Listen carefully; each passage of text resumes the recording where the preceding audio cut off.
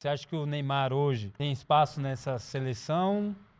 Hoje, né? No cenário atual. Pode ser que... Cara, o Neymar, junto Ele é pra diferenciado, mim, sabendo, junto com né? o Ronaldo, não vamos falar do Pelé, desses caras, mas junto do Ronaldo, junto do Gaúcho, eu acho que o Neymar é uma das maiores referências que a gente tem. Eu acho que ter o Neymar no grupo tira um pouco da pressão dos outros, Sim. porque ele é uma referência, mas a gente sabe que ele vai passar, ele precisa passar por um processo de melhora de performance. Entendeu? Eu acho que a gente precisa de uma justificativa para viver aquela camisa amarela. A gente sabe que o Neymar, ele bem fisicamente, para nós, ele traz uma tranquilidade e uma certeza de quase vitória. E pros adversários também, né? Os adversários também. O homem tá ali. Daqui a pouco o homem pode entrar e fazer a diferença. Né? O respeito é